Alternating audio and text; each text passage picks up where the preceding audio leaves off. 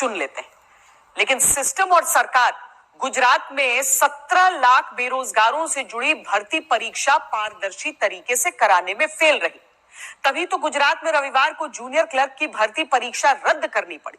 भर्ती परीक्षा कराते समय सरकार कहती है कि हमारी नजर है, लेकिन उसी नजर को काटकर पेपर माफिया बेरोजगारों के नौकरी के सपने लीक कर देता है। आपाधापी, धक्का मुक्की, लाचारी, मजबूरी, इन सब को मिलाकर एक शब्द बनता है, वो है बेरोजगारी। उसी बेरोजगारी में अगर पेपर लीक ना होने से रोक पाने वाली सरकारी नाकामयाबी मिला दीजिए तो ये तस्वीर है गुजरात की। रविवार को भर्ती परीक्षा रद्द हुई।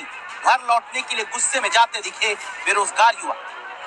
इनके चेहरों को देखिए, कोई घर से पूजा करके आया, कोई घर से दही चीनी खाकर आया, कोई वादा करके आया कि इस बार एग्जाम निकाल कर पक्का नौकरी पाऊंगा।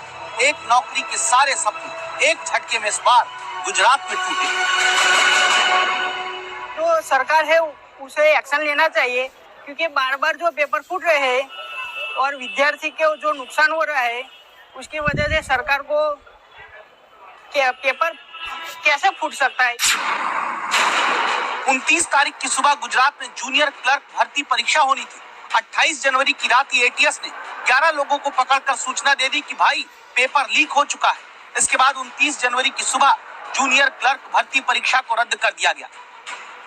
इसके बाद एक दो नहीं 17 लाख बेरोजगारों को अपनी किस्मत जूनियर क्लर्क की भर्ती में आजमाने से पहले पर्चा घिस जाने यानी लीक हो जाने की वजह से घर लौटना पड़ा। गुजरात में जूनियर क्लर्क के 3,350 पदों के लिए 17 लाख युवाओं ने फॉर्म भरा, यानी एक क्लर्क पद के लिए 507 बेरोजगारों के बीच फैसला होता। लेकिन पिछले महीने जहां विधायकों का चुनाव बिना किसी लीक के हो जाता है, वही व्यवस्था बेरोजगारों का नौकरी के लिए चुनाव कराने में फेल हो जाती है। तो बार-बार पेपर लीक हो जाते हैं। कौन जिम्मेदारी है? इसको तो सरकार जिम्मेदार होगी ना। गुजरात एटीएस दावा करती कि वो पहले से पेपर माफिया पर नजर बनाए थे। एटीएस दावा करती है कि गुजरात के रहने वाले 5 और अन्य राज्यों के 10 लोगों की गिरफ्तारी भी हुई। गुजरात में दावा तो ये भी हुआ कि पेपर सुरक्षित कराने के लिए 7,500 पुलिसकर्मी तैनात थे, 42 स्ट्रॉन्ग रूम बने थे, 100% सीसीटीवी कैमरों की निगरानी थी। पेपर सुरक्षित सेंटर तक पहुंचाने के लिए 939 रूट तय हुए थे। इन सारे दावों को धता बताकर पेपर माफिया ने गुजरात के बाहर से भर्ती परीक्षा का प्रश्न पत्र लीक करा दिया। सीधा सा सवाल है कि एटीएस की नजर पहले से थी तो पेपर लीक कराने वाले भी पहले क्यों नहीं रोके जा पाए।